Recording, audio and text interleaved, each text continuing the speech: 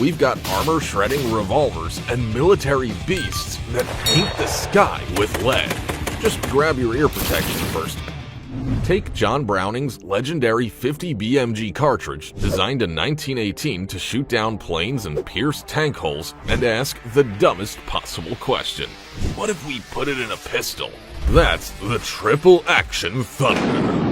This single-shot hand cannon weighs 5.4 kilograms, measures 43 centimeters overall, and chambers the same 12.7 by 99 millimeter round used by the Barrett M82 sniper rifle and the M2 Browning machine gun. It debuted at SHOT Show 2004 as a prototype and never reached production. Why? Well, because firing a 50 BMG out of your hand is exactly as insane as it sounds. The Thunder uses a high-efficiency muzzle brake plus a nitrogen recoil controller hydraulic shock absorber to keep your wrists attached to your body. That footage shows water bottles getting absolutely vaporized at point blank, the kind of damage you usually need a rifle for. Today, surviving prototypes are collector unicorns, prized by people who think a Desert Eagle is for tourists. Strap in, because the GAU-8A Avenger isn't just a gun, it's the heart of the A-10 Warthog, and the entire plane was literally built around it. This 30mm 7-barrel rotary cannon spits depleted uranium armor-piercing rounds at 1,013 meters per second and a fixed cyclic rate of 3,900 rounds per minute. That's the legendary brrr sound from every combat clip you've ever seen. Each shell weighs 0.69 kilograms, and the gun's recoil hits 45 kilonewtons, more thrust than one of the A-10's 2 jet engines. Translation, when this thing fires, it literally slows the plane down. The Avenger shreds tanks, IFVs, bunkers, and anything else the Soviets ever bolted armor to. It's also mounted on the Dutch Goalkeeper naval defense system to swat incoming missiles near Invincible-class aircraft carriers. It is worshipped in Battlefield and in Call of Duty after 1,400 scores kill streak and every modern military shooter. If you hear the brrr, congratulations, he wasn't coming after you. Russia's NSV Utes was great until the USSR collapsed and the factory ended up in Kazakhstan. So Russia handed Dektyarev plant a brief: build something better. The result is the Kord, K-O-R-D, a 12.7 by 108 millimeter gas-operated monster that fires 650 to 750 RPM with muzzle velocities of 860 meters per second and range 2,000 meters on ground targets. The Kord rides on T-90 and T-14 Armata tanks, but here's the absurd part. It's the world's first heavy machine gun light enough to fire from a bipod. Even from the hip, if your shoulders can take it. Soldiers have done it on video.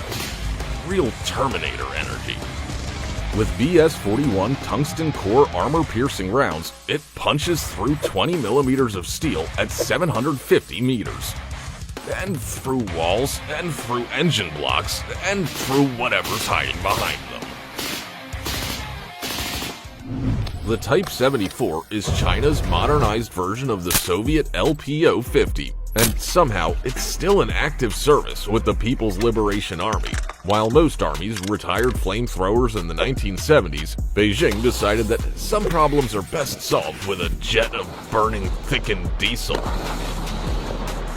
Unlike the fireball effects you see in movies, real flamethrowers, like the LPO-50, shoot 40 to 50 meters with a sticky, burning liquid that clings to everything it touches.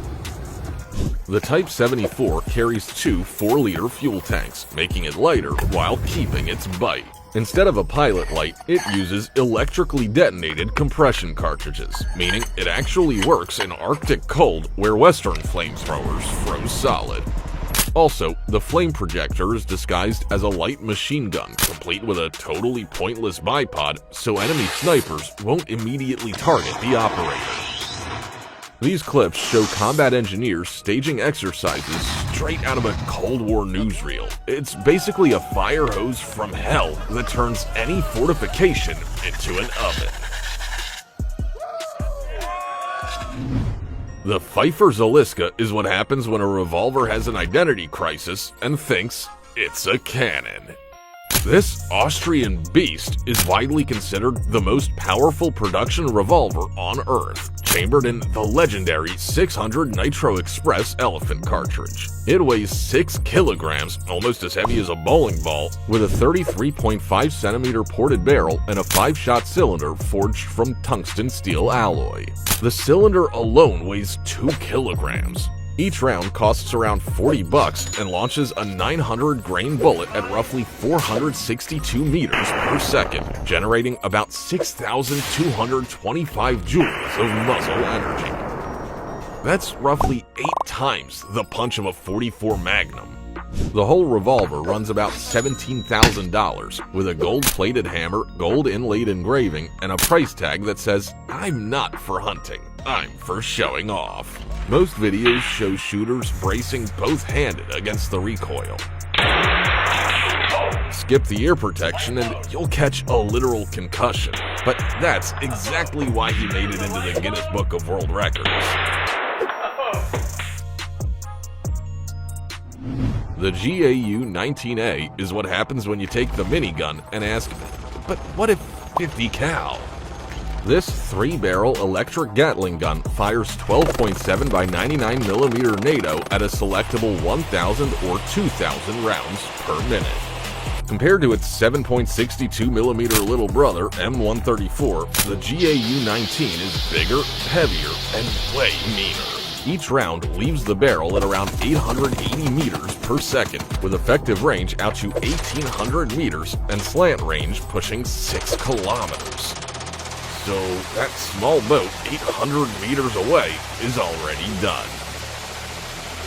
It can be mounted on Humvees, Black Hawks, naval aircraft, and aircraft pods. Plus, load it with Mark 211 Raufoss explosive rounds, and it's basically a baby autocannon. Pirates and small boat swarms hate this thing, and I think I know why. When Holland & Holland declined to build wealthy hunter William Feldstein another 600 Nitro Express in 1985, his answer was the most expensive flex in firearms history. Well, then build me a 700. The result is one of the most powerful sporting cartridges ever made. The 700 Nitro Express launches a 1,000 grain, 65-gram bullet at 610 meters per second, generating 12,100 joules of muzzle energy. That's roughly 4 times a .308 Winchester. The custom double rifle weighs 9 kilograms just to keep the shooter from getting hospitalized. Recoil clocks in at 217 joules, 10 times the kick of a .308. Most clips show grown men visibly thrown backward by the blast, like someone hit them with a ram. Originally built to drop charging elephants in Cape Buffalo at point-blank range, the rifles cost upwards of $200,000, and a single round runs about $100. H&H has only built 17 of them, ever. And if the 700 Nitro is an earthquake, the 950 JDJ is a meteor strike.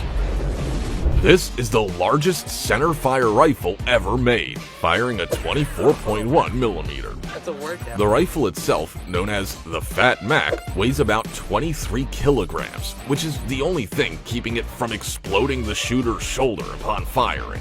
Its bullet weighs 230 grams and leaves the barrel at 670 meters per second with around 52,450 joules of muzzle energy. That's over 40 times an AR-15 round and roughly triple a 50 BMG. Without that break, free recoil hits 270 joules, nearly double a 20mm anti-tank rifle.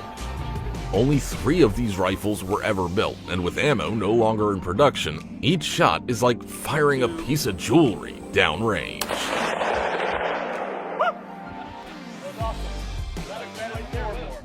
The Saiga 12 is what happens when you take the legendary reliability of an AK-47 and give it a 12-gauge shotgun appetite.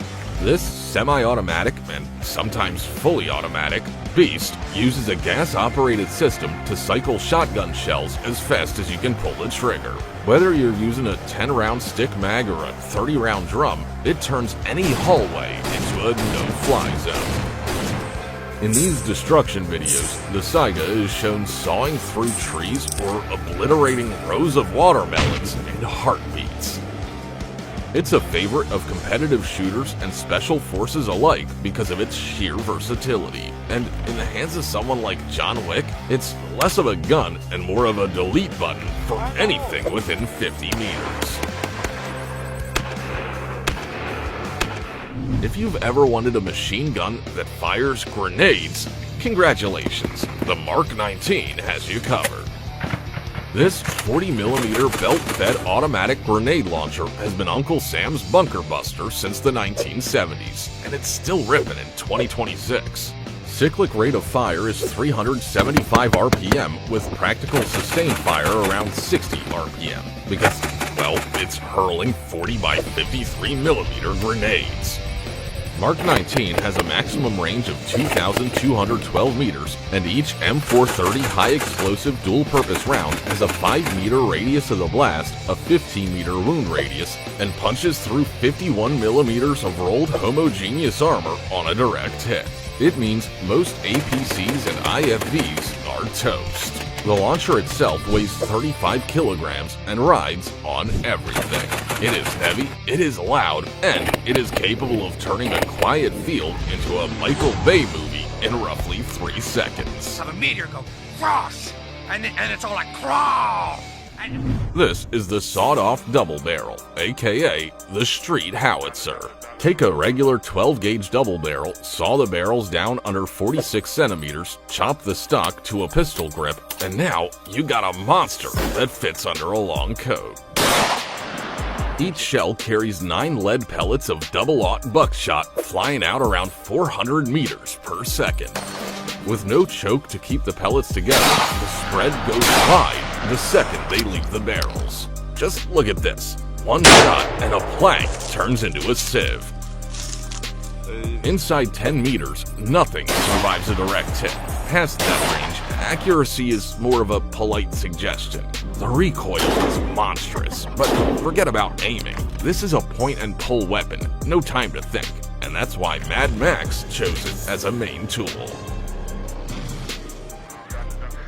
Picture a 6-shot revolver. Now, imagine each chamber holds a 40mm grenade.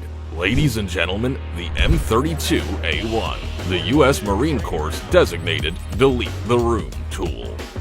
Built by Milcor USA, this beast weighs around 8.6 kilograms loaded and dumps all 6 40 by 46mm rounds downrange in roughly 3 seconds if your trigger finger has any commitment.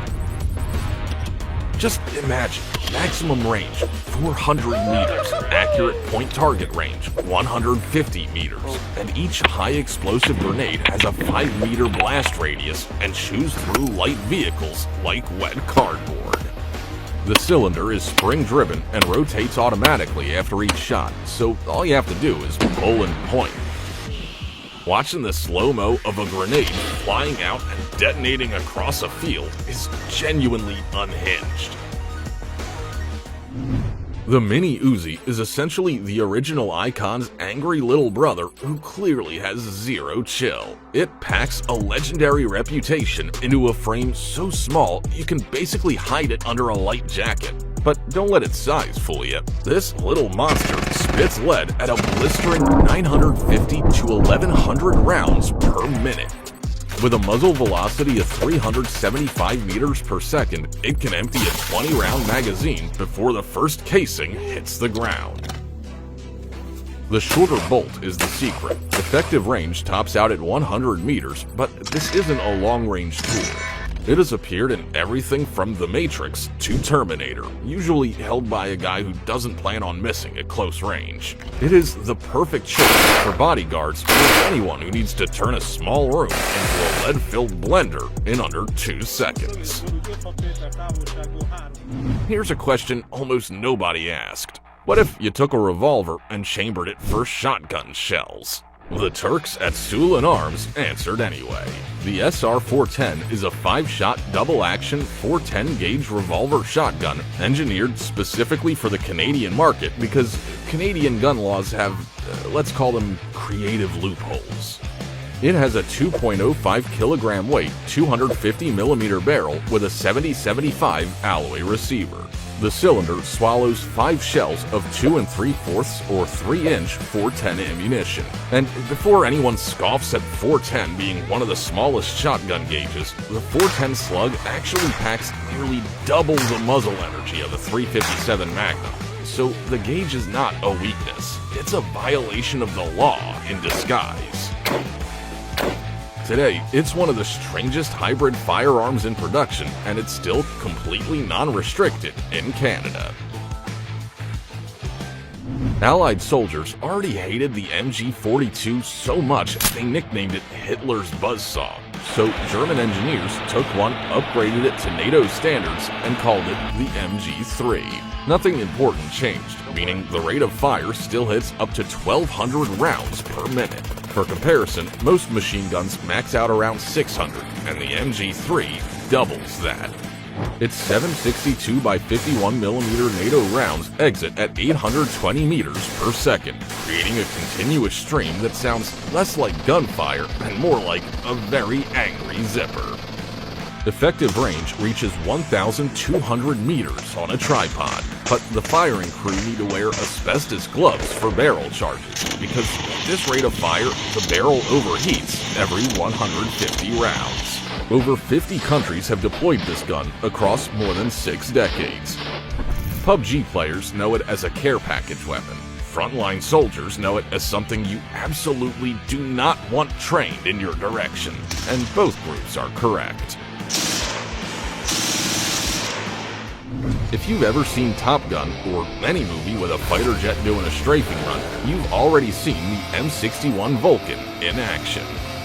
This 20mm 6-barrel rotary cannon has been the standard gun bolted into pretty much every major American fighter since 1959. From the F-14 Tomcat all the way to the F-22 Raptor and the F-35. General Electric started designing this beast back in 1946 under the appropriately metal name Project Vulcan.